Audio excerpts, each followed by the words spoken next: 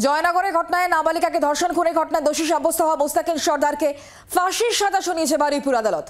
মধ্যে দাঁড়িয়ে মৃত্যুদণ্ড কোর্ট থেকে আদায় করে আনলো। আমরা এইটা অনেক আগে দেখেছি, যখন মুখ্যমন্ত্রী বলেছেন, এই ঘটনার পরই বলেছিলেন যে 2 মাসের মধ্যে যাতে এর স্পিডি ট্রায়াল হয়, ইনভেস্টিগেশন শেষ হয়, তার জন্য ব্যবস্থা হোক।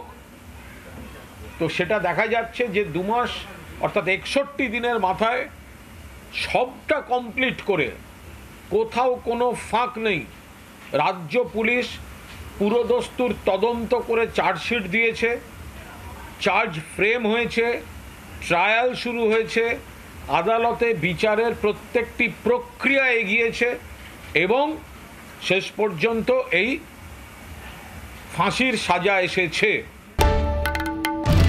বাংলার আওয়াজ, বাঙালির আবেগ, জি 24 ঘন্টা।